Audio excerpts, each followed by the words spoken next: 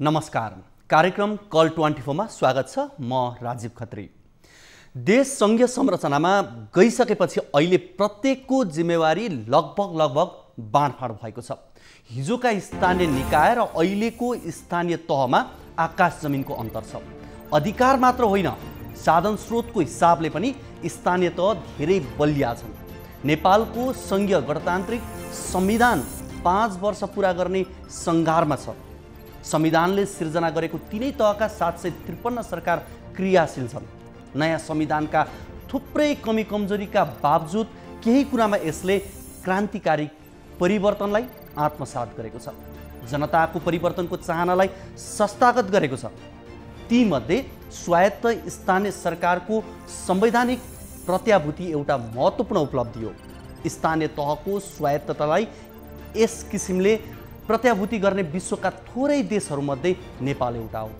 कानुनतः स्थानीय जनप्रतिनिधिको पदीय हैसियत अनुरूप काम कर्तव्य र अधिकार प्रष्टसँग दिएको छ, तर आफ्ना व्यक्तिगत निज स्वार्थका कारण अरूको अधिकार क्षेत्र कुण्ठित गर्ने प्रयास गरिँदा कतिपय पालिकामा जनप्रतिनिधिहरू बीच बोलचाल समेत नभएको वर्षौं भएको छ। स्थानीय सरकार जनताको घर दैलोको सरकार भनिन्छ, तर रौतहटको गरुडा नगरपालिकाका मेयर र उपमेयरको कार्यालय भवन एउटै भए पनि आपसी सञ्चार हुलाकबाट हुने गरेको छ भन्दा अचम्म लाग्न सक्छ। आज यो सम्बन्धी विशेष रिपोर्ट पनि कार्यक्रममा हामीले समेटेका छौँ। सुदूरपश्चिम त्यसै पनि राज्यका हरेक पक्षबाट पछि परेको स्थान हो।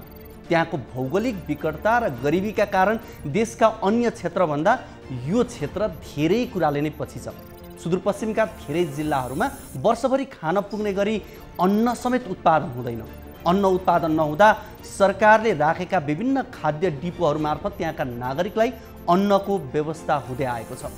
तर वर्षमा आधाभन्दा बढी समय यी खाद्य डिपोहरू पनि खाद्यान्न आपूर्ति हुन नसक्दा बन्द हुने गर्छन्। केही समय अघि हामीले मुगुका सरकारी खाद्य डिपोहरूमा खाद्यान्न नहुँदा स्थानीय मारमा परेको रिपोर्ट प्रसारण गरेका थियौँ। त्यहाँका स्थानीयले 2 छाक खानका लागि गरिरहेको सङ्घर्षको रिपोर्ट प्रसारण भएपछि राज्य तातेको छ। अहिले मुगुका खाद्य डिपोहरूमा खाद्यान्न पुगेको छ र सहुलियत मूल्यमा खाद्यान्न किनेर स्थानीय दसैँ सहजैसँग मनाउने स्थितिमा पुगेका छन्। यो फलोअप रिपोर्टलाई पनि आज हामीले कार्यक्रममा प्रस्तुत गर्दैछौँ। यसको अलावा यसबाहेक तपाईँका गुनासालाई पनि हामी कार्यक्रममा प्रत्यक्ष समेट्नेछौँ।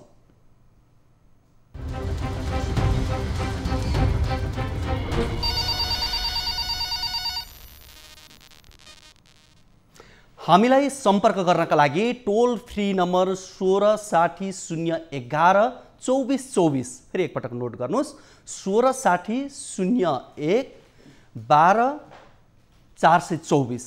त्यसै गरी एनसीएल नम्बर रहेको छ 98 01 57 24 24 र भाइबर नम्बर पनि रहेको छ 98 84 011 037 मा कल गर्न सक्नुहुनेछ।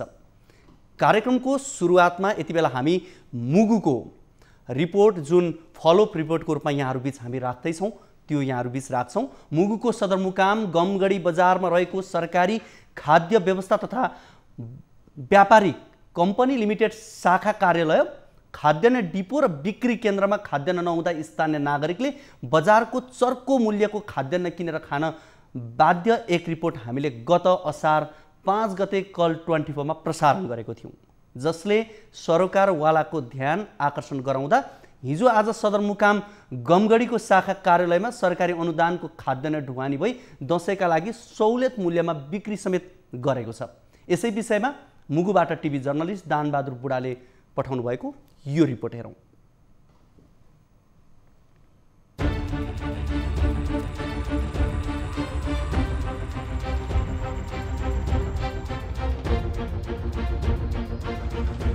कर्णाली प्रदेशका अन्य जिल्लामा केही दिन पहिलादेखि सरकारी अनुदानको खाद्यान्न सुपथ मूल्यमा खाद्य संस्थानले बिक्री गर्दै आइरहेको छ। मुगु जिल्लामा असोज 15 गतेबाट कार्तिक 24 गतेसम्म सुपथ मूल्यमा वितरण गर्ने भएको छ। अहिले संस्थानले दसैँको समयमा प्रति व्यक्ति 30 केजीको एक बोरामा 125 रुपैयाँ छुटमा खाद्यान्न पाउँदा स्थानीय खुसी देखिएका छन्। अब 100 देखि लियो र 125 जति छुट छ हामीलाई। अनि अब यो दसैँ मौका पनि आयो, अनि तपाईको आफ्नो नागरिकता ल्याएर आफ्नो चाहिँ अब नम्बर ल्याएर हामी चाहिँ अब मोबाइलको नम्बर यताउतिमा हामीले आफ्नो चामल एकदम दिन पालना गरेर झिकेका छौँ। उहाँले पनि दिनुभएको छ, हामी एकदम खुसी छौँ। दसैँमा अब यस्तो छुट पाउँदा हामी अब कृषकहरू सबै एकदम हामी चाहिँ खुसी छौँ। धेरै खुसी हौँ। अस्तिमा चामल खाद्य आया थिएनन् दोकानबाट, अनि कहिले 1800 हाल्यौँ, कहिले अनि 1700 हाल्यौँ, कहिले 1600 हालिकन लियौँ हामीले। अब खाद्य बेलुका चामल आयो 150 हामीले छुटकारा पायौँ। तेल खाउला नुन खाउला त्यो 150 बाटी। अब चामल सस्तो भएको हामीले खाद्य निकालिकन लियौँ। चामल आयो, धेरै धेरै धन्यवाद हामी।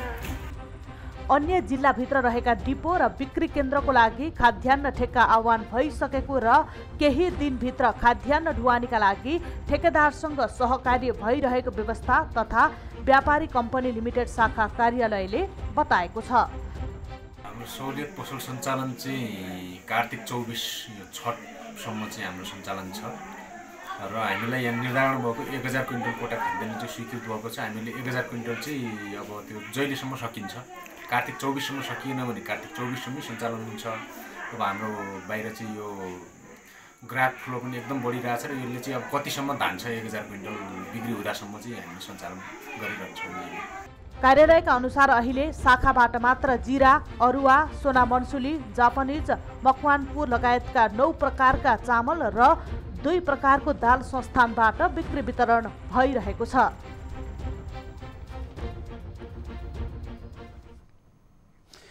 कर्णालीमा हरेक वर्ष जस्तो भोकमरीका समस्याहरू, भोकमरी भएका समाचारहरू प्रसारण भइरहेका हुन्छन् र आम सर्वसाधारण आम नागरिकलाई खाद्य सुरक्षाको व्यवस्था गर्नु एउटा राज्यको अहम भूमिका हुन्छ र सरकारले त्यसको भूमिका निर्वाह गर्नुपर्ने हुन्छ। यस विषयमा हामीले गएको केही समय अगाडि खाद्य असुरक्षा भएको अर्थात् खाद्यान्न नभएको रिपोर्ट प्रसारण गर्दै गर्दा अहिले भने खाद्यान्न यति बेला डिपोमा रहेको र बिक्री वितरण केही समयपछि सुरु हुने एउटा रिपोर्ट यहाँहरूबिच हामीले प्रसारण गऱ्यौँ। यस विषयमा थप जानकारी दिनका लागि हामीसँग खाद्य संस्थान प्रमुख पुष्कर भाम हामीसँग सम्पर्कमा आउनुभएको छ। पुष्करजी, यहाँलाई स्वागत छ। धन्यवाद सर, नमस्कार। विशेष गरी हामीले केही समय अगाडि यस जिल्लामा खाद्यान्न अभाव भएको र डिपोमा खाद्यान्न पर्याप्त नभएको भनेर प्रसारण गरेको थियौँ, तर यति बेला चाहिँ यहाँहरूले खाद्यान्न जोह गरिदिनु भएछ दसैँको मुखमा भए पनि, होइन? हजुर सर, हामीले अब यो दसैँलाई मध्यनजर गरी अब सहुलियत पसल सञ्चालन गर्नको लागि खाद्य व्यवस्था समितिको निर्णय अनुसार लेखी पठाए अनुसार हाम्रो प्रादेशिक कार्यालय सुर्खेत र प्रधान कार्यालय काठमाडौँको सहयोगमा चाहिँ यहाँ खाद्यान्न हामीसँग चाहिँ असोजको 14 गते खाद्यान्न चाहिँ यहाँ ढुवानी भई आएर हामीले चाहिँ 15 गतेदेखि सहुलियत पसल सञ्चालन गरिरहेका छौँ।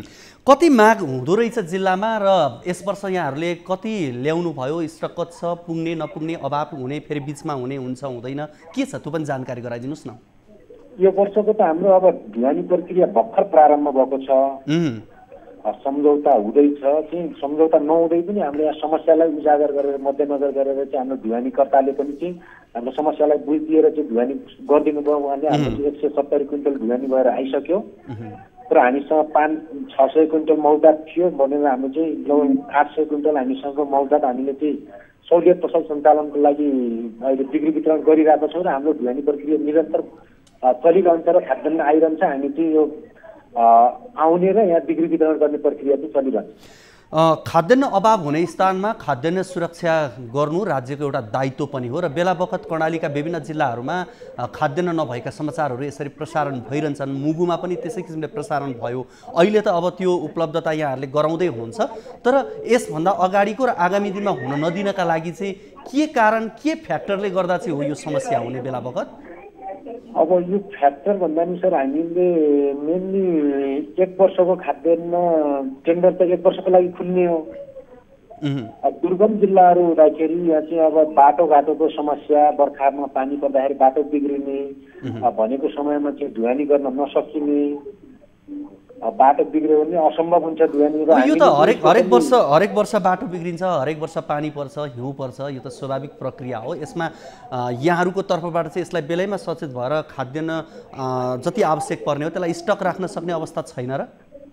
यस्तो छ सर, यो सन्दर्भमा मैले अस्ति पनि भने तपाईँको मिडिया मार्फत हामीलाई मुगु जिल्लामा टेन्टेटिभ 60,000 क्विन्टल चामल वर्षमा खपत हुन्छ। अब केही व्यापारीहरूले पुर्याउँछन्, केही हामीले चाहिँ त्यसमा हामीले स्वामित्व लिने हो र बजारको मूल्यलाई हामीले चाहिँ बढ्न नदिन हामीले चाहिँ यो जनतालाई हामीमा पनि सहुलियत खाद्यान्न छ भनेर हामीले चाहिँ यो बिक्री वितरण गर्ने र हामीले बजारसँग चाहिँ एउटा कम्पेरिटिभ प्रतिस्पर्धा गर्ने हो।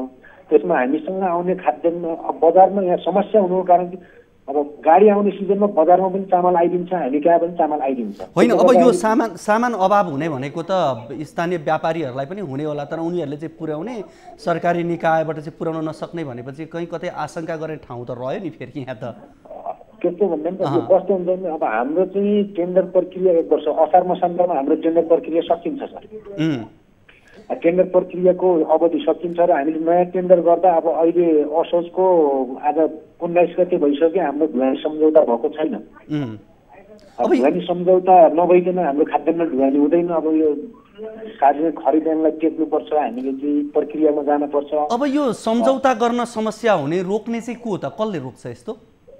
यो भन्दा पनि अब यो विभिन्न चरण, अब 1 महिनाको अवधि राखेर चाहिँ सूचना निकाल्न पर्यो, त्यसपछि टेन्डर कलेक्सन गर्न पर्यो। जिल्लाभरिको सबै ठाउँको चाहिँ हाम्रो केन्द्रले त्यो टेन्डर कलेक्सन गरेर चाहिँ ठेक्का गर्दा अब यो हाम्रो ढुवानी प्रक्रिया अलिक ढिलो हुने र गत सालको मौजदारले हामीले चाहिँ यो 12 महिनाको मौजदारले हामीले 15 महिना चलाउनु पर्ने हुनाले चाहिँ यो दुर्गममा अलिकति समस्या चाहिँ त्यो आउँछ। भनेपछि के बुझ्नु पर्यो भने एउटा त मौसम चुनौती, अर्को चाहिँ यो सरकारी प्रक्रिया पनि झन्झटिलो रहेछ भनेर बुझ्नु पर्यो हैन त। अनि प्रक्रियागत रूपमा जाँदाखेरि पनि अब समय लाग्ने हुनाले। तर नागरिकसँग जोडिएको विषयमा अलिकति फास्ट ट्र्याकबाट काम गर्न सक्ने अवस्था पनि त हुन्छ होला नि, त्यो त यहाँहरूको सक्रियतामा भर पर्ने कुरा पनि होला। एकदम सर, त्यो एकदम हुन्छ। त्यो अब जस्तै हाम्रो कम्पनीले पनि विभिन्न ठाउँमा हेली मार्फत, हवाई ढुवानी मार्फत पनि अब हेलिकप्टर नै ढुवानी लगाएर ढुवानी गराएको छ कतिपय ठाउँमा। यहाँ मुगु जिल्ला, हाम्रो जिल्लाको सन्दर्भमा भन्नुहुन्छ भने असोजको 1-2 गतेसम्म खासै समस्या थिएन र यो सहुलियत पसल सञ्चालन नगर्ने भएको भए पनि हामीलाई समस्या आउँथेन र हामीले समस्या पनि खासै आएको थिएन। हामीसँग 600 क्विन्टल चामल त अघि मौजदार थियो, नयाँ चामल आउँदासम्म त्यो चामल हामीसँग पुगेको छ अहिलेसम्म।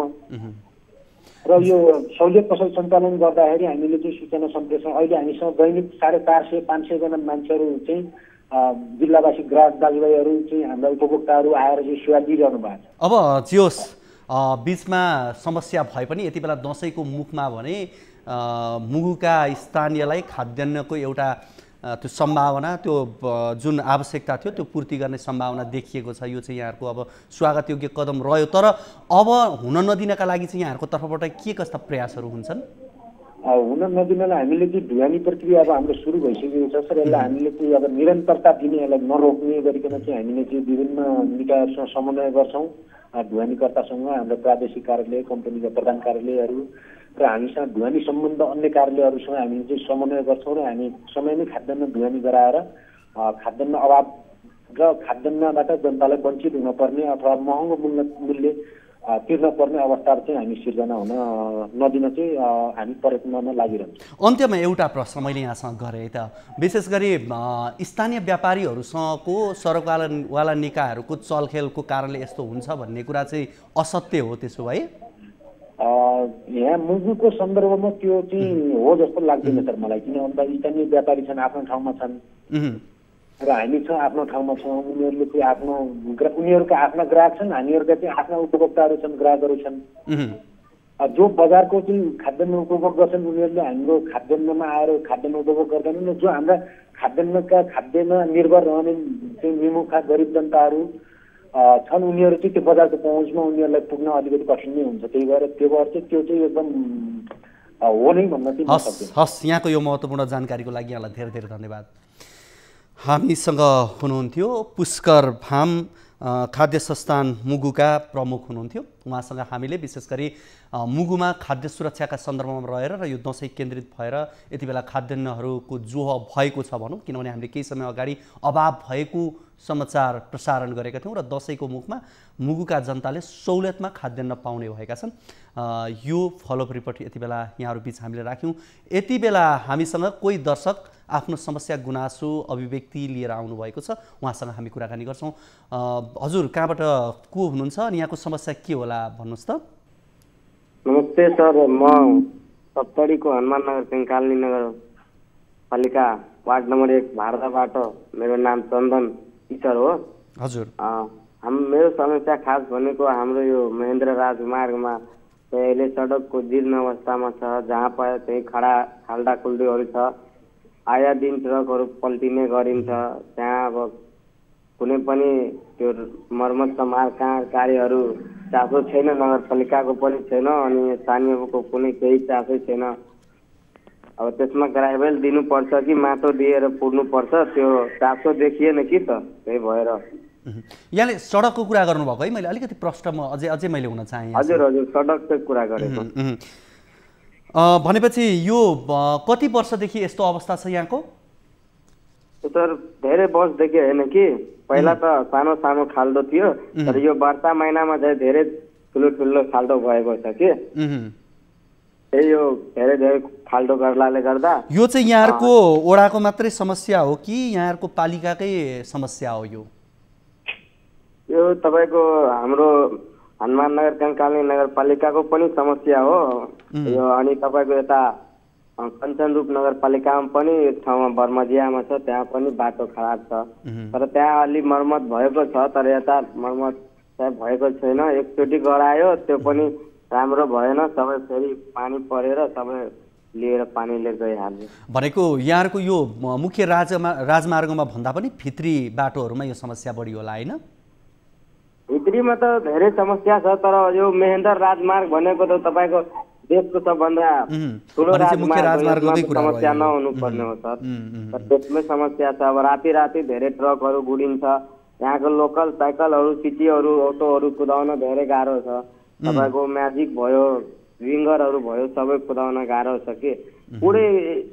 पुरै ठुलै खाल्टो छ कि, गाडी पल्टिने जस्तो खाल्टो छ। कसरी ड्राइभरहरूले जान्छ आफ्नो जानको रिक्समा कि, त्यही भएर तपाईँ समस्यामा गुनासो। यसो गरौँ, तपाईँको यो समस्याको सन्दर्भमा रहेर यति बेला हामीसँग मेयर शैलेश कुमार शाहसँग कुराकानी गर्दैछौँ। हामीसँग यति बेला सम्पर्कमा आउनुभएको छ। मेयरज्यू, यहाँलाई स्वागत छ। धन्यवाद। अब विशेष गरी सप्तरीको सन्दर्भमा र मुख्य बाटोहरू, राजमार्ग लगायत अन्य बाटोहरूमा चाहिँ ठुल्ठुला खाडलहरू रहेको, त्यहाँनिर सवारी दुर्घटना अलिक बढी नै मात्रामा हुने गरेको देखिएको भनेर स्थानीयहरूले समस्या राखिरहनु भएको छ। अब यो मुख्य राजमार्गको सन्दर्भमा यहाँहरूको चासो अलिकति कमै रहला, तर पनि प्रयत्नको हिसाबले यहाँहरूको तर्फबाट केही प्रयासहरू भएका छन्? अब यस्तो रहेछ होइन, अब नगरपालिका स्तरको जुन सडकहरू छ होइन, अब लामो समयदेखि यो सडकहरूमा काम भएको थिएन। अब बिस्तारै बिस्तारै धेरै सडकहरू पक्का पनि भएको छ होइन। जुन एक्सिडेन्टको कुराहरू आइरहेछ होइन, त्यो के अरे राजमार्गमा रहेछ होइन, महेन्द्र राजमार्गमा। अब त्यसमा त पालिकाहरूले काम गर्न मिलेन होइन। अब कहीँ अब नालाको कमीको कारणले रोडमा पानी जम्मा भइरहेछ, त्यो कारण पनि खाल्टो हुन्छ होइन। अब खाल्टो भएपछि थाहै हुँदैन बाहिरको ड्राइभरहरूलाई। राजमार्गमा त सबै ठाउँको गाडीहरू चल्छ होइन। त्यस्तोमा एक दुईवटा घटनाहरू घटेको छ सप्तरी जिल्लामा। अब यो स्थानीयलाई समस्या त परेकै छ, किनभने दुर्घटनाका घटनाहरू बढिरहेका छन्। अन्य भित्री राजमार्गहरू जहाँ चाहिँ यहाँहरूको पनि कार्यक्षेत्रका कुराहरू पनि रहलान्। मलाई एउटा कुरा चाहिँ भनिदिनुहोस् न, यहाँहरूको नगरपालिकाभित्र यहाँको कार्यकालदेखि यता कति बाटो बनाउनु भयो, कति बाटोलाई पुनर्निर्माण गर्नुभयो करिब करिबको हिसाबले? अब फर्स्ट सालदेखि नै हामीहरू फर्स्ट प्राथमिकता जुन छ होइन, सडक नै लिएको छु होइन। अब नगरपालिकाहरूमा के हुन्छ, सानो सानो सडक हुन्छ, एक्ज्याक्ट कहीँ डाटा मेरो नजिक रहेको छैन होइन। तर 15-16 किलोमिटरभन्दा बढी सडक चाहिँ मैले बनाइसकेको छु, त्यो आरसिसी ढलान र पिसिसी ढलान गरेर होइन।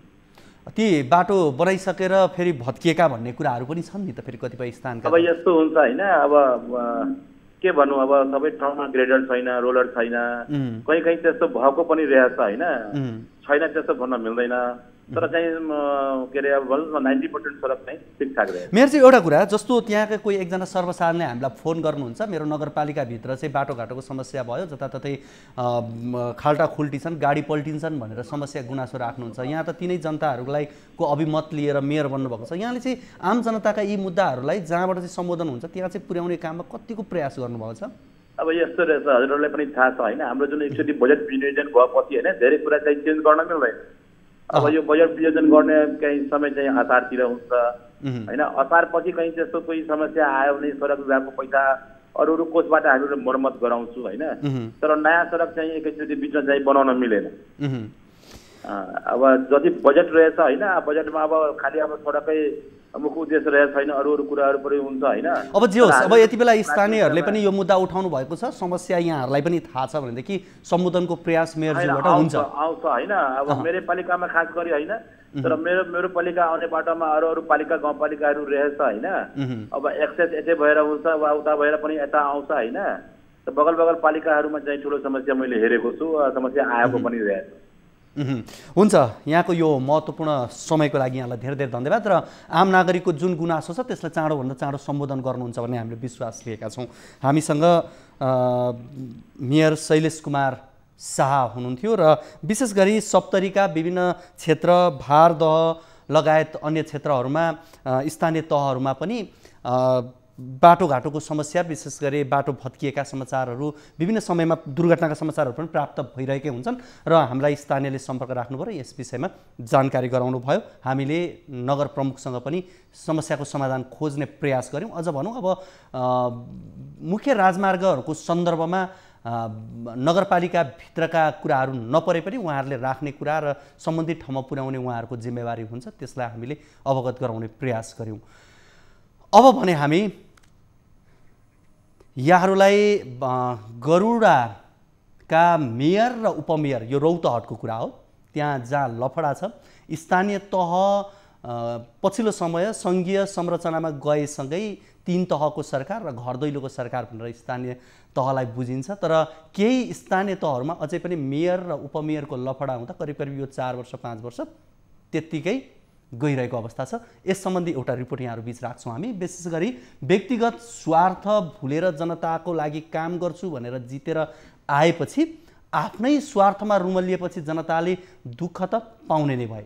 नगर र जनताको हितलाई थाँती राखेर जनप्रतिनिधिहरू नै आपसमा भागबण्डा खोजेर लड्न थालेपछि धेरै स्थानीय तहको काम कारबाहीहरू प्रभावित हुने गरेका छन्। यस्तै भएको छ रौतहटको मध्य भागमा रहेको गरुडा नगरपालिकामा।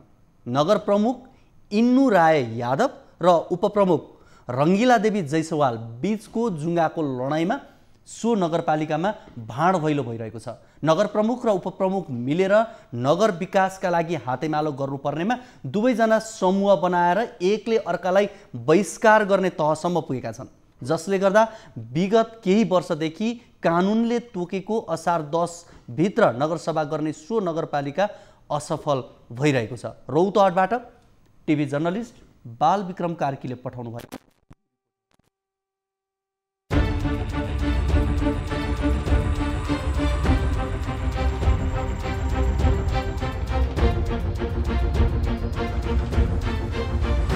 अन्तर सरकारी वित्त व्यवस्थापन ऐन 2074 अनुसार स्थानीय तहले असार 10 गते भित्र बजेट ल्याउनु पर्ने र साउन लाग्नु अगावै पास गरिसक्नुपर्ने कानुनी व्यवस्था छ।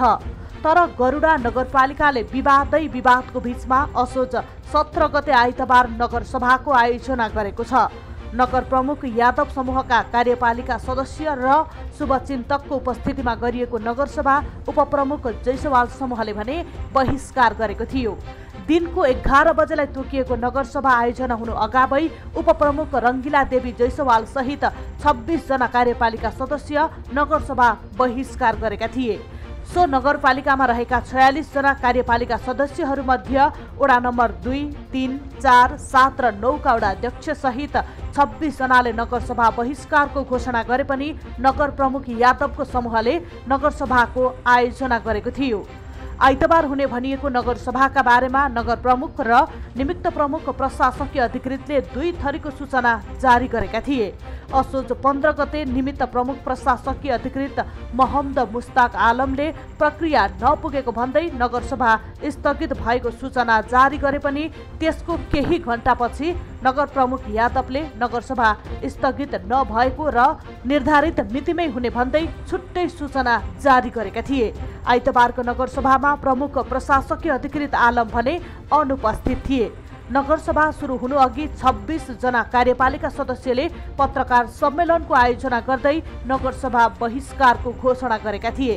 नगर प्रमुख यादवकै कारण नागरिकहरूले सामाजिक सुरक्षा भत्ता लगायतको सेवा सुविधा नपाएको र नगरसभा सञ्चालन हुनु अघि सम्पन्न गर्नुपर्ने विभिन्न समितिको बैठकहरू नराखेकाले नियम कानुन नपुर्याई जबरजस्ती आयोजना गर्न लागेको नगरसभामा आफूहरू सहभागी नहुने निर्णय गरेको उनीहरूको भनाइ छ।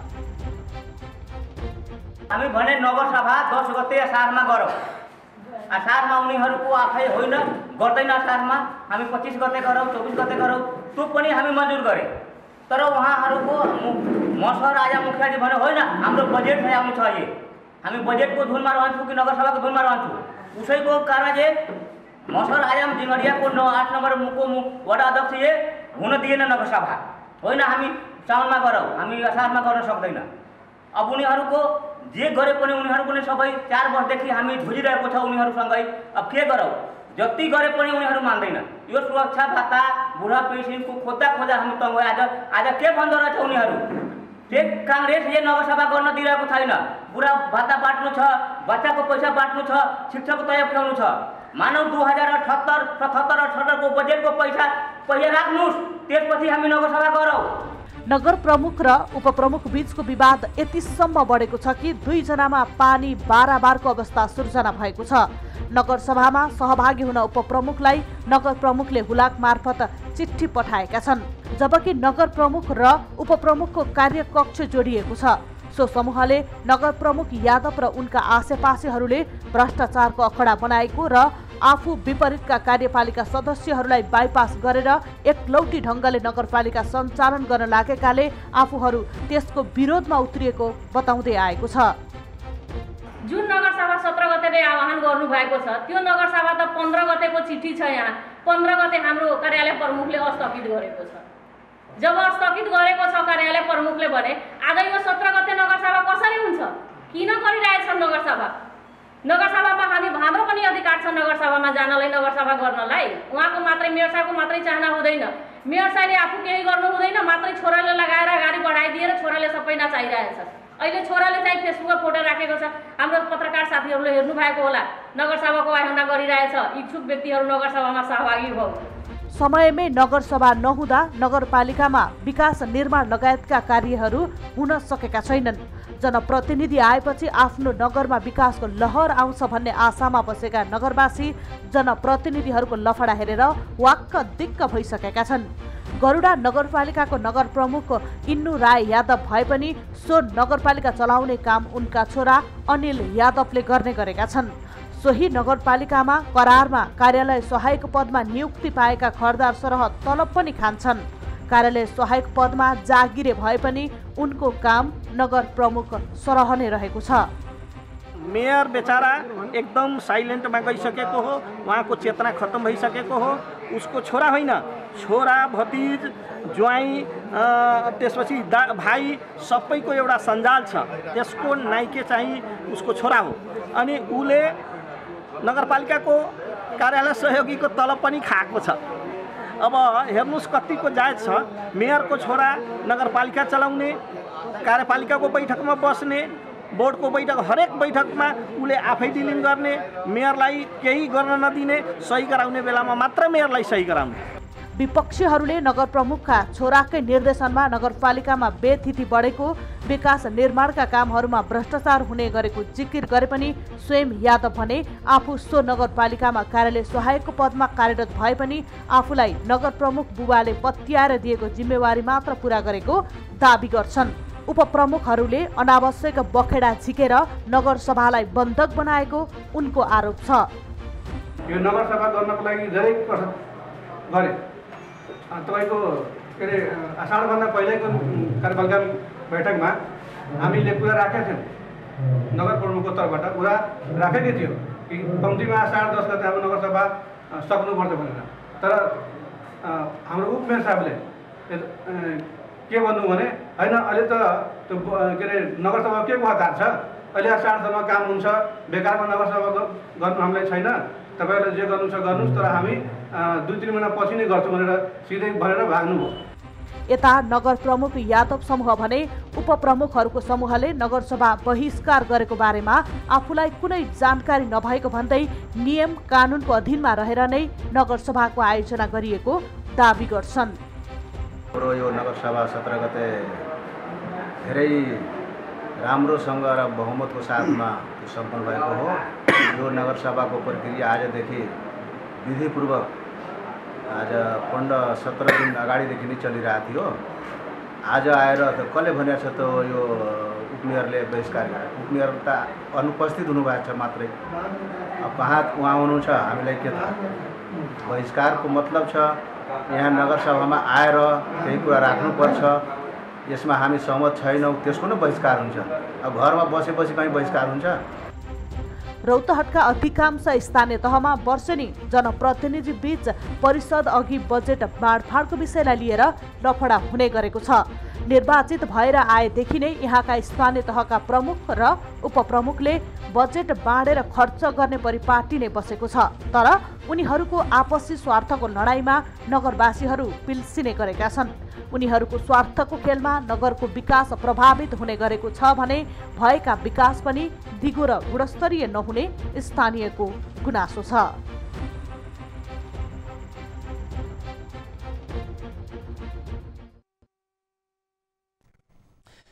गरुडा नगरपालिकाका देखिएको मेयर र उपमेयर बीचको यो द्वन्द्व र त्यसले पारेको प्रभावका सन्दर्भमा यहाँहरूलाई हामीले यति बेला एउटा रिपोर्ट प्रसारण गऱ्यौँ। विशेष गरी मैले यहाँहरूलाई अघि पनि भने स्थानीय तह 3 तहको सरकार गठन भएसँगै राज्य पुनर्संरचनामा गएसँगै स्थानीय तहसँग धेरै आम नागरिकको अपेक्षा छ। आफ्नो घर दैलोको सरकारको रूपमा लिएका छन् र दुःख सुखलाई नजिकबाट निहाल्न सक्ने सरकारको रूपमा स्थानीय सरकारलाई लिएको हुन्छ। स्थानीय नगरपालिका गाउँपालिकाहरूलाई लिएको छ। तर कतिपय गाउँपालिका नगरपालिका लगायतका स्थानमा मेयर र उपमेयर बीचका द्वन्द्वले गर्दा एउटा पूर्ण नगरपालिका नै प्रभावित बन्ने गरेका पनि छन्। यति बेला हामीसँग गरुडा नगरपालिकाकी उपमेयर रङ्गिला देवी जयसवाल सम्पर्कमा हुनुहुन्छ। उपमेयरज्यू, यहाँलाई स्वागत छ। नमस्कार, मेरो नाम चाहिँ रङ्गिला कुमारी जयसवाल, म गरुडा नगरपालिकाको हजुर। अब म एउटा प्रश्न पहिला यहाँसँग गरेँ ल। तपाईँ न्यायिक समितिको प्रमुख पनि हुने व्यवस्था हुन्छ होइन? दिनमा कति मुद्दा आउँछन्, कति मिलाउनुहुन्छ? हाम्रो अहिलेसम्म भर्खर 2 वर्षदेखि मात्रै हाम्रो न्यायिक समिति अहिले सञ्चालनमा भएको छ। हामीसँग न कानुनी सल्लाहकार छ। भनेको मैले यहाँलाई भन्न खोजेको जे होस्, यहाँको कानुनी सल्लाहकार छ, प्रक्रिया पुरा गर्नुभएको छ, न्यायिक समितिले काम गरिरहेको छ होइन? होइन, हाम्रो न्यायिक समिति सञ्चालनमा म त्यही कुरा भनिरहेछु। अब न्यायिक समितिको आफै यहाँ प्रमुख हुनुहुन्छ, तर यहाँको नगरपालिका भित्रको आफ्नो समस्या चाहिँ यहाँले अहिलेसम्म मिलाउन सक्नु भएको रहेछ है? मेयर र उपमेयर बीचको के विवाद हो यहाँहरूको? यो नगरपालिकाको? हजुर, मेयर र तपाईँ बीचको विवाद के हो? हेलो हजुर, मलाई सुन्नु भएको छ? सुनिराखेको छु। हाम्रो नगरपालिकाको नगरसभाको जुन हाम्रो 2 गते चाहिँ 2 गते नगरसभा आयोजना गर्नुभएको थियो, त्यो नगरसभा आयोजना गरेको हाम्रो जुन प्रमुख प्रशासकीयले हुन्छ त्यो बैठक पनि बसाउनु भयो, आयोजना पनि गर्नुभयो। तर जुन शाखा विषयगत समितिहरू हुन्छ नि, त्यसको चाहिँ बैठक चाहिँ बसेको छैन, प्रक्रिया चाहिँ पुगेको छैन। त्यही भएर हाम्रो प्रमुख प्रशासकीय अधिकृतले अचेत 15 गते चाहिँ चिठी मार्फत उहाँले स्थगित गर्नु भएको छ। हामी हेरे जुन चिठीले चाहिँ स्थगित गरेको छ त्यो 17 गतेको नगरसभा चाहिँ नगर प्रमुखले आफै गर्न खोज्नु भएको छ। जुन नगरसभा गर्नको लागि हाम्रो सदस्य सचिव हुनु पर्यो। त्यसमा जब हाम्रो 17 गतेको नगरसभामा सदस्य सचिव मन्त्रालयमा हुनुहुन्छ अनि यहाँ नगर प्रमुखले आफै चाहिँ यो चाहिँ भ्रष्टाचारी गर्नलाई यो नगरसभा चाहिँ गरेको हो। हामी नगरसभाको विरोध गरेको होइन, हामी नगरसभाको सिस्टमको मात्रै विरोध गरेको। अनि सिस्टमको विरोध गर्दै गर्दा पनि नगरसभामा उपस्थित भएर नगरसभालाई आम नागरिकसँग जोडिएको विषय थियो, त्यसमा चाहिँ बसेरै यहाँहरूले विवाद गर्नुभएको अझ रमाइलो हुन्थ्यो होला, अझ सार्थक हुन्थ्यो होला, यहाँहरूको मुद्दा पनि पुरा हुन्थ्यो होला नि त यहाँले राखेको कुरा पनि। त्यो सरको पनि भनाइ एकदमै ठिक छ, तर जुन हाम्रो नगरसभा यो चाहिँ हाम्रो यो कार्यकारी प्रमुखले चाहिँ हाम्रो नगरसभा स्थगित गरेको छ। 81 मैले सुने कि नगरसभा हुँदैछ। अब जुन हाम्रो प्रमुख प्रशासकीय देवका सदस्य सचिव हुन्छ नगरसभाको सरकार पक्षको, त्यो चाहिँ छँदै छैन भने त्यो नगरसभामा गएर के फाइदा हुन्छ त भन्नु न। यसो गरौँ, यति बेला हामीले मेयरज्यूलाई पनि सम्पर्क गर्ने प्रयास गरेका थियौँ, तर उहाँको मोबाइल अफ छ र हामीले यति बेला जयमङ्गल यादव वडा अध्यक्ष हुनुहुन्छ वडा नम्बर 5 को, उहाँलाई पनि सम्पर्कमा ल्याएको छौँ, जो चाहिँ सहभागी हुनुहुन्थ्यो। उहाँसँग पनि हामी कुराकानी गर्छौँ, तपाईँ सम्पर्कमै रहनु होला है त। वडा अध्यक्षज्यू, यहाँलाई स्वागत छ। धन्यवाद। विशेष गरी नगरपालिकाभित्रको यो जुन किसिमको मेयर र उपमेयर बीचको द्वन्द्व, यहाँ त सहभागी हुनुभयो भनेपछि मेयरकै तर्फबाट यहाँ सहभागी बन्नुभयो भन्ने बुझियो। यसले पनि यो द्वन्द्व र आम नागरिकलाई परेको प्रभाव चाहिँ के छ भन्नुहोस् त। अब त यहाँ त द्वन्द्व त केही छैन। के कारणले उपमेयर साहब द्वन्द्व बन्धु हुनुहुन्छ यो अब उहाँ नै जान्नुहुन्छ। किनकि हाम्रो कुनै विवाद छैन। हाम्रो अहिले जुन नगरसभा भएको हो त्यो पूर्ण रूपले बहुमतको साथमा भएको हो। त्यसमा हाम्रो यदि उपमेयर साहबको विरोध अनि छ भने त्यहाँ आएर विरोध गर्नु पर्यो। यसो गरौँ न, म अझ मैले अलिकति है त, यो त अहिले देखिएको कुरा भयो। मलाई अनिल यादव र रामसिंह यादव भनेको तपाईँ चिन्नुहुन्छ नि उहाँहरू, होइन?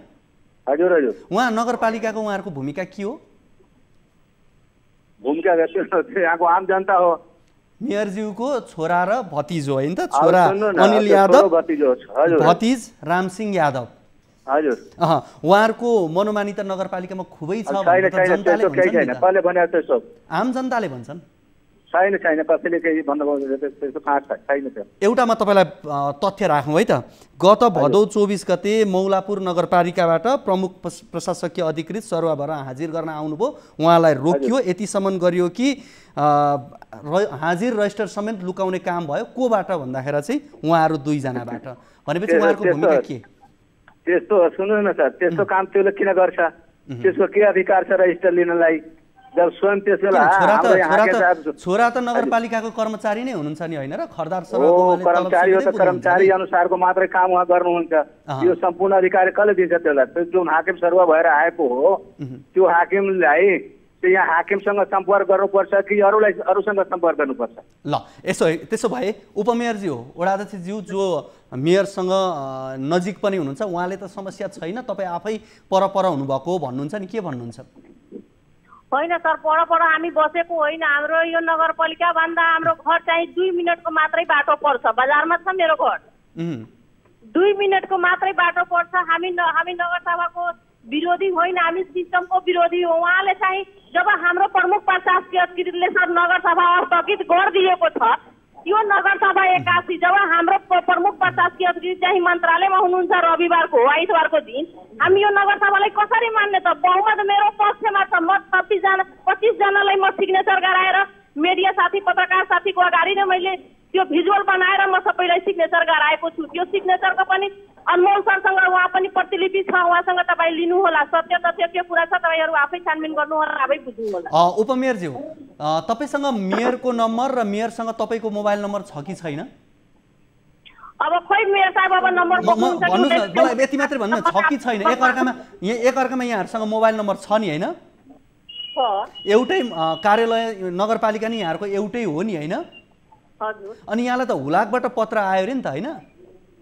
अब सर हुलाकबाट उहाँले किन दिनुभयो? अब हेर्नुहोस्, जसले मान्छे सत्य तथ्य काम गर्छ भने त्यो मौखिकमा पनि एउटा विश्वासको आधारमा पनि काम हुन्छ। अब हाम्रै घर 2 मिनट लाग्छ पालिकाबाट हाम्रै घरमा आउँदाखेरि। त्यो एउटा जुन हुन्छ हाम्रो हुलाकबाट चिठी पठाएको त्यो प्रमाणितको लागि कि हामी यिनीहरूलाई बाइपास गरेर म एकलौटी ढङ्गले लुट तन्त्र मचाउनलाई उहाँले चाहिँ हाम्रो यो हुलाकबाट पत्र पठाउनु भयो कि भोलि यिनीहरू भने विरोधमा मुद्दामा जान्छ भने भोलि हाम्रो उचा लाडमा हेराउने एउटा बहाना हो। यति बेला फेरि म वडा अध्यक्षज्यूसँगै गएँ। वडा अध्यक्षज्यू के भन्नुहुन्छ, हुलाकबाटै पत्र पठाउनु पर्ने अवस्था चाहिँ किन आयो? उपमेयरलाई एउटै कार्यालय छ, ओल्लो कोठा पल्लो कोठा होला, मोबाइल नम्बर होला, भएन भने पनि उपमेयरसँग कुरा गर्नलाई हुलाकबाटै चिठी पठाउनु पर्ने बाध्यता चाहिँ किन रह्यो? त्यो बाध्यता के छ सर, हाम्रो उपमेयर साहेबले कुनै पत्र बुझाउन जाँदा उहाँले पत्र लिनुहुन्छ पिउनबाट। कुनै पत्रको जानकारी यदि उहाँलाई पठाउनुहुन्छ भने त्यो पत्र उहाँ बुझिदिनुहुन्छ पिउन मार्फत, तर त्यो ओसी कपीमा सही गर्नुहुन्न। सही गर्नुहुन्न किन सही गर्नुहुन्न उहाँलाई थाहा होला। अब पिउन आएर भन्छ कि सर यो पेपर लिनु भएछ तर सही गर्नुहुन्न। त्यस कारणले अब नगरसभा त तपाईँको हो, अब आधिकारिक छैन देखाउनलाई उहाँलाई जानकारी छ कि छैन त्यो भनेर तपाईँको मोबाइलमा मेसेज पनि गएको हो अनि हुलाकबाट चिठी रजिस्ट्री पनि भएर गएको हो। अब कार्यकारी प्रमुख पनि आउनु भएन अनि उपमेयर पनि आउनु भएन, त्यो नगर सभाको नाम चाहिँ के दिनुभएको थियो? यहाँहरूले कसरी गर्नुभयो? त्यो प्रक्रिया चाहिँ कसरी पुरा गर्नुभयो? अब प्रशासकीय अधिकृत किन आउनु भयो छैन, त्यो 2 गतेबाट सूचना गरेर 17 गतेको सूचना निकाल्नु हो प्रशासकीय अधिकृतले। अनि सबै डकुमेन्टमा उहाँले जुन उपमेयर साहेबको जुन पेपर छ हुलाकबाट गएको त्यो पेपरको बारेमा उहाँ सुन्नु, त्यसमा कसको सही छ? यो 17 गते नगरसभा बोलाउनलाई जुन पेपर गएको हो उपमेयर साहब कहाँ, अहिले उहाँ भन्नुहुन्छ कि हाकिम साहब मन्त्रालयमा हुनुहुन्छ, त त्यो पेपरमा कसको सही हो? ठिकै छ, मन्त्रालयमा उहाँ जानुभयो होला। जब 2 गतेदेखि सारा प्रक्रिया पुर्याएर 17 गते नगरसभा भइरहेछ, त्यो 15 गतेको राति एकासी त्यो बिना चलानीको, बिना कुनै मेयर साहबको जानकारीको त्यो स्थगित गर्न मिल्छ हाकिम साहेबलाई? हाकिम साहेब एक्लै एउटा नगरपालिकाभरिको सारा काम बन्द गरेर हुन्छ त्यो? हाकिम साहेब त नगर प्रमुख हो, सचिव हुनुहुन्छ, उहाँको आदेश भएपछि नै मात्र तपाईँको यो स्थगित हुन्छ।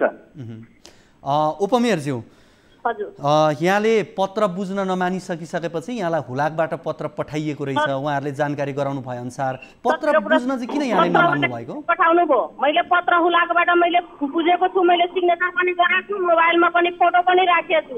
तर यो ठिक छ, जब हाम्रो प्रमुख प्रशासकीय अधिकृतले भन्नुभयो कि हाम्रो कुनै प्रक्रिया नमिलिकन यो नगरसभा हामी स्थगित गरेको 15 गते। प्रक्रिया चाहिँ के नपुगेको भन्नु त? प्रक्रिया चाहिँ के नपुगेको? ठ्याक्कै भन्दा प्रक्रिया के नपुगेको? भागभण्डा नपुगेको हो कि? जसरी हाम्रो राज्यसभा मञ्चको बैठक हुन्छ नि, राज्यसभा मञ्चको बैठकमा हाम्रो लेखा अधिकृत चाहिँ सदस्य सचिव हुनुहुन्छ। मैले उहाँ 11 बजेसम्म उहाँले सदस्य सचिव आउनु भएन। जब सदस्य सचिव आउनु हुँदैन भने हामी मिटिङमा कसरी बस्ने, मिटिङ कसरी गर्ने भन्नु त? अनि त्यही नगरसभा गर्नलाई उनीहरू चाहिँ एउटा कार्यपालिका बोर्डको सदस्यलाई तोकेर चाहिँ राज्यसभा मञ्चको बैठक गराएको छ ब्याकडेटमा, जुन चाहिँ हाम्रो 2 गते चाहिँ नगरसभा गराउनलाई जुन प्रक्रिया उहाँले चल्नु भएछ त्यो प्रक्रियालाई चाहिँ हामी पनि मान्ने हो नमान्ने होइन। तर यो हाम्रो प्रमुख प्रशासकीय अधिकृतले जब नगरसभा स्थगित गरेर चिठी राखिदिएछ भने हामी कसरी 17 गतेको नगरसभामा जाने त? मेयरज्यू, अब यो अहिले देखिँदाखेरि नगरसभाको विषय जोडियो, तर यहाँहरूको विवाद हेर्ने हो भने त अहिले नगरसभाको मात्रै होइन, योभन्दा अगाडिदेखि यहाँहरूको विवाद देखिन्छ। त्यो विवादको खास चुरो कुरो चाहिँ के हो? अब मैले चाहिँ जनताले मलाई चाहिँ भोट दिएको हो उपमेयरलाई। अब उपमेयरलाई भोट दिएको हो कि जनता मलाई चिनिरहेछ, मेरो श्रीमानलाई चिनिराखेको होइन। मेरो श्रीमानसँग जनताले पनि कुरा गर्दैन, मसँग नि कुरा गर्छ जनताले। भनेको मतलब जनताले मसँग कुरा गर्छ भने मेयरको छोरा चाहिँ कर्मचारी हुनुहुन्छ भने के कर्मचारीलाई मञ्चमा भाषण गर्ने आदेश छ त? यो फेसबुकमा हेर्नु त कति कसो कमेन्टहरू लेखिरहेछ, त्यो कर्मचारीलाई चाहिँ राजनीति खेल्न मिल्छ नियम कानुनले? वडा अध्यक्षज्यू के भन्नुहुन्छ? उपमेयरज्यूले त विशेष गरी र त्यहाँका आम नागरिकले भनेको पनि एउटा समान कुरा चाहिँ के हो भने मेयरज्यूले भन्दा पनि उहाँका छोरा जो खरदार सोसरहको त्यहाँ जागिर खाएर बस्नु भएको छ उहाँले नै नगरपालिका चलाउनुहुन्छ, उहाँको भतिजले चलाउनुहुन्छ भन्नुहुन्छ के? त्यो त गलत हो, त्यसरी भन्न मिल्छ? उपमेयर साहेबले त्यस्तो कहीँ भन्न मिल्छ? साधारण एउटा कर्मचारीलाई कहीँ दोष दिएर हुन्छ? उहाँ आफ्नो हो, जब यहाँ नगरसभा भइरहेछ उहाँले भन्नुहुन्छ कि हाम्रो परामर्श समितिको बैठक भएको छैन, परामर्श समितिको बैठकमा उपस्थितै भएन, न उपस्थिति नभएर पुनः फेरि तपाईँको भोलिपल्टको मिति राखेर उहाँलाई फेरि सूचना दिएको हो। अब उहाँसँग सोध्नु कि भोलि पहिला दिन तपाईँ अनुपस्थित रहनुभयो अनि त्यसको भोलिपल्टको सूचना तपाईँलाई गएको हो, किन परामर्श समितिको मिटिङ गर्नु भएन? उहाँ नआएपछि उहाँको सदस्यको अधिकारनामा दिएर उहाँको अध्यक्षतामा त्यो परामर्श समितिको बैठक भएको हो।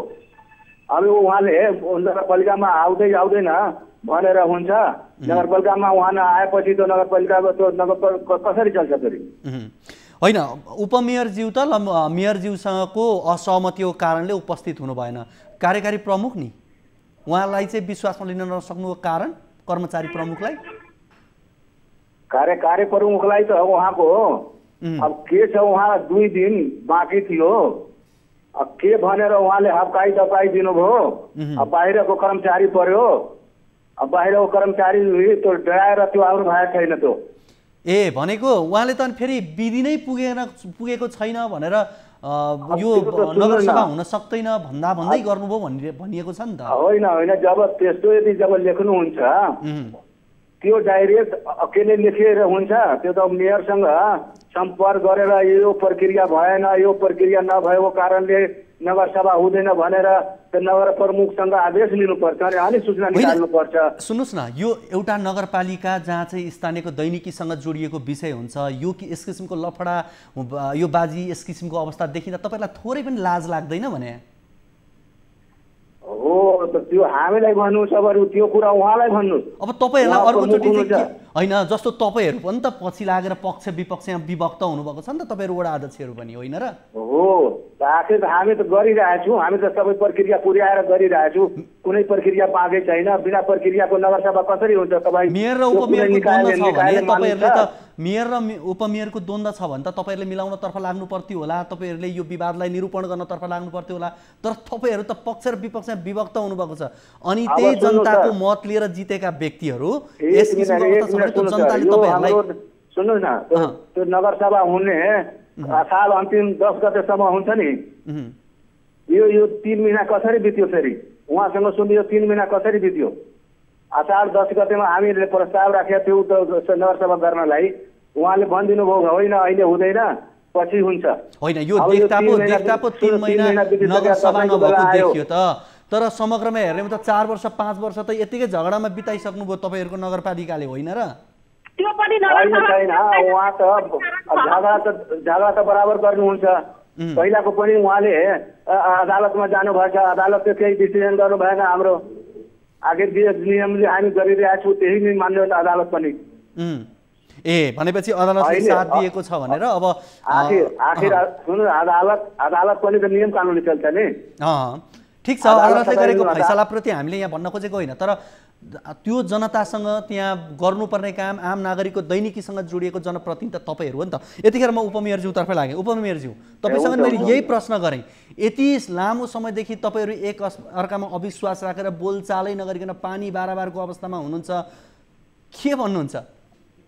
हेर्नु सर, उहाँले जुन कुरा भन्नुभयो कि असार 10 गते हाम्रो परिषद हुनुपर्ने थियो, किन यति ढिलाइ भयो? सर त्यसको पनि कारण छ। जुन हामीले 77 को नगरसभा गरे, त्यो नगरसभा चाहिँ हाम्रो असार 10 गते गर्नुपर्छ। ठिक छ, हाम्रो सरकारको नियम कानुन छ 10 गते भित्रमा गर्नलाई। त्यो नगरसभा हामी किन गरेको छैन कि जुन हाम्रो यो बाल पोषण भत्ता हुन्छ, ज्येष्ठ नागरिक भत्ता हुन्छ, यो भत्ता चाहिँ अरू वार्डमा वितरण गरिदिनु भयो। अरू वार्डमा वितरण भएको छैन। जनता आएर मेरो घर चाहिँ बजारमा छ, जनता आएर मेरो घरमा प्रतिदिन चाहिँ सजिया बिहान सबै दिन आएर जनता मसँग सवाल गर्छ। मैले भने यो जब बाल पोषण भत्ता, ज्येष्ठ नागरिक भत्ता यो जबसम्म सञ्चालन हुँदैन तबसम्म तपाईँको नगरसभा हुँदैन।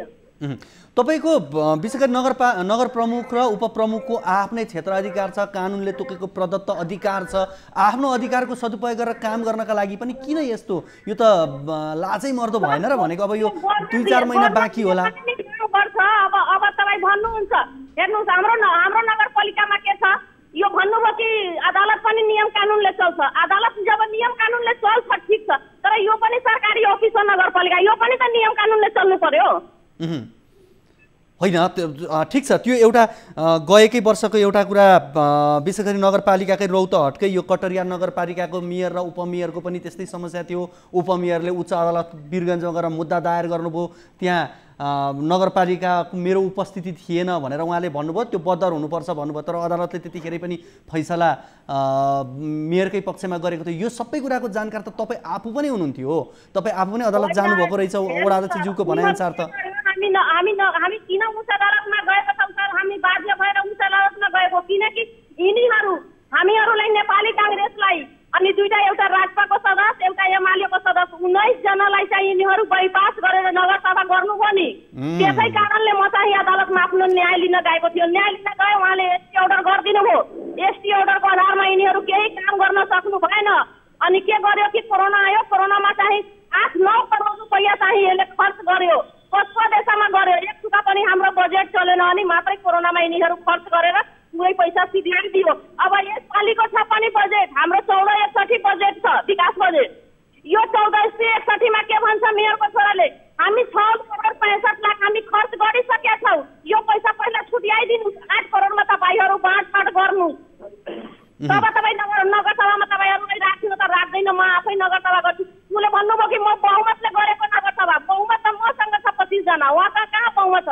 सर नगरसभा गर्नलाई के हुन्छ, हाम्रो कार्यपालिका बोर्डबाट सबै पास गरेर लैजानुपर्छ। उहाँले केही सिस्टम गर्नु भएको छैन। उहाँले भन्नुभयो कि हाकिम साहेबले सबै प्रक्रियामा सबै गते मिति मिलाएर सिग्नेचर गर्नुभयो, ठिक छ गर्यो, तर जुन हाम्रो 15 गते स्थगित गर्यो त्यो चिठीको कुनै माइने भैलु भएन। यो 2 गते जो 15 गते नगरसभा हाम्रो स्थगित भयो भने यो 17 गते नगरसभालाई हामी कसरी मान्ने? अब के गर्नुहुन्छ त? अब मिलेर जाने अवस्था कतिको देख्नुहुन्छ? भएन भने के गर्नुहुन्छ? अदालत त पहिला एकचोटि गइसक्नु भएको रहेछ। नभए मिलेर जाने भए, मिलेर जाने नभए आम नागरिकको सपना आशा सबै सुहा हैन त? मिलेर जानुहुन्छ भने म पनि मिल्न तयार छु। सरहरू नि आएर मिलाइदिने म केस गरिरहेको छु। मिलेर जाँदैन भने उहाँहरू हामी चाहिँ कानुन प्रक्रियाले जाने हो। वडा अध्यक्षज्यू के छ, तपाईँको मेयरले चाहिँ मिलाएर जाने कुरा गर्नुहुन्न, मिलाएर जानुपर्छ भन्नुहुन्न, तपाईँहरूले त्यो कुरा सल्लाह दिनुहुन्न? हाम्रो तर के मिलाएर जाने कहीँ कुरा हुन्छ भनेको अब 2-4 महिना अब बाँकी छ, 2-4 महिना पनि झगडा गरेर सिद्ध्याउने कानुनले व्यवहारले अफिसियल छ कि नियम कानुनले अफिसियल छ? नियम कानुन त अब उपमेयरज्यूको पनि आफ्नै नियम कानुन। तपाईँ नियम कानुन बिना व्यवहारले कसैले नगरपालिकालाई भन्छ खर्च गर्नलाई खर्च गर्छ? होइन, यो त एउटा सारमा देखिँदा चाहिँ नगरसभा देखियो क्या, तर त्योभन्दा पछाडि हेर्दाखेरि त सबैको एउटै कुरा ठोकिएको चाहिँ मेयरज्यूको छोरा भतिजमै गएर ठोकिरहेको छ कि। अनि यो यहाँको कुरा छैन, उहाँको मात्रै कुरा। तपाईँ नेपाल अधिराज्यमा जुनसुकै ठाउँमा पनि हेर्नुहोस् त्यो उपमेयरको त्यस्तै छ। ए भनेपछि देशभरि नै सबै छोरा भतिजाहरूले चलाएका छन्, त्यहाँ पनि छोरा भतिजाहरूले नियम कानुन उहाँलाई थाहा होला।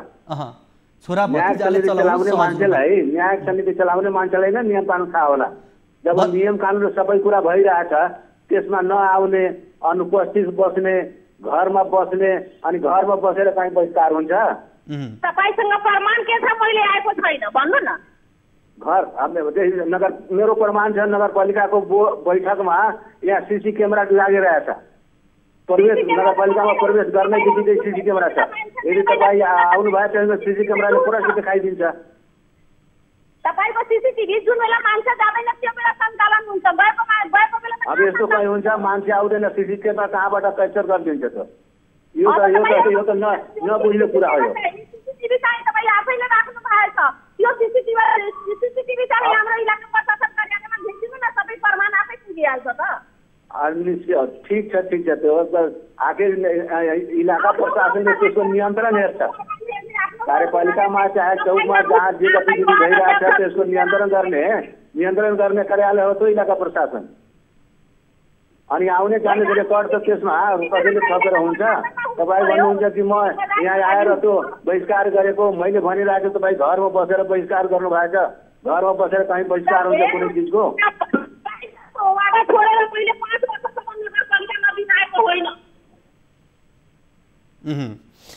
भनेपछि अब 4-5 महिना तपाईँहरूको यसरी नै बित्ने भयो। यो दोहोरी चाहिँ चलिरहने भयो। सुरुदेखि अन्तिमसम्म जनताले जुन अपेक्षा गरेका थिए ती अपेक्षाहरू चाहिँ अधुरै रहने भए तपाईहरुबाट यो मिल्ने या मिलेर जाने भन्ने कुरा चाहिँ नहुने भयो, त्यो पक्कापक्की भयो है त। अब हाम्रो जति अधिकार छ उपमेयरको जति छ अधिकार त्यति मलाई चाहियो, वार्ड अध्यक्षको जति छ त्यति चाहियो, बोर्डको जति छ त्यति चाहियो, मेयर साहबको जति छ त्यति चाहियो। आफ्नो आफ्नो त्यो सँगसँगै आफ्नो अधिकार सँगसँगै मेयरज्यूको छोराले पनि त्यहाँ नियुक्ति पाउनु भएछ, आफ्नो परिवारले पनि पाउनु पर्यो भन्ने त छैन नि यहाँको।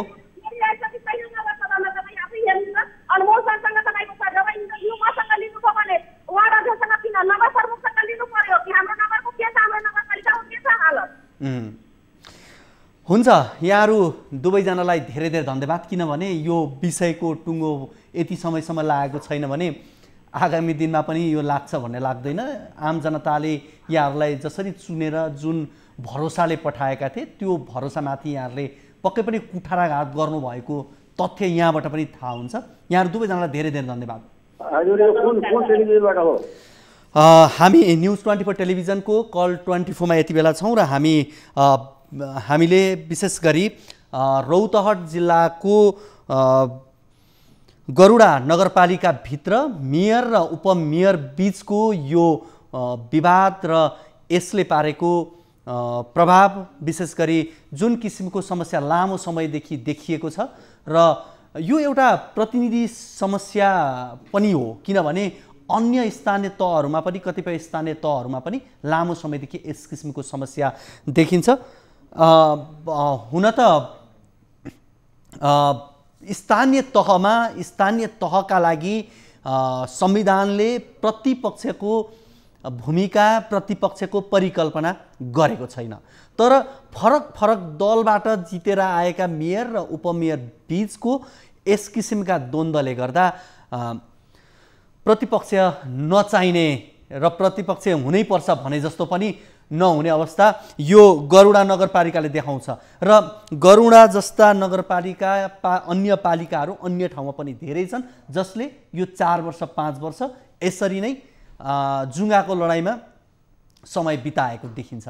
त्यसकारणले आज हामीले यो गरुडा नगरपालिकाको यो वास्तविकता यहाँहरू बीच राख्यौँ र स्थानीय तहप्रतिको जुन भरोसा छ, अन्य कतिपय स्थानीय तहहरूले राम्रा काम पनि गरेका छन्, ती राम्रा कामका उदाहरणहरू पनि हामीले बेला बखत कल 24 मा राख्दै पनि आएका छौँ। तर स्थानीय तह जुन तरिकाले परिकल्पना गरिएको थियो त्यो परिकल्पना अनुसार काम नहुँदा र जुन अवस्था सिर्जना हुँदा आम नागरिकमा जुन किसिमको मनोवृत्ति पैदा भएको छ, यसले पक्कै यो जुन 3 किसिमको सङ्घीय संरचना छ यसलाई कहीँ कतै प्रभावित पार्ने होइन भन्ने प्रश्न पनि उठाएको छ। किनभने गाउँ-गाउँमा सिंहदरबार भन्दै गर्दा सिंहदरबार प्रशासनका कुरा, आम नागरिकको दैनिक जोडिएका विषयलाई, सहजताको कुरालाई लिएर सिंहदरबार भनिएको हो, तर प्रवृत्तिगत हिसाबले पनि सिंहदरबारको प्रवृत्ति गाउँ-गाउँमा पुग्नु चाहिँ दुःखद कुरा हो।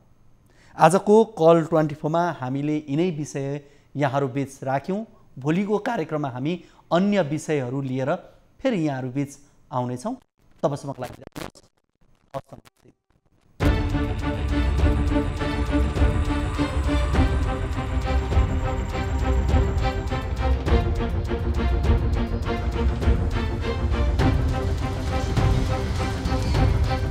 Thank you.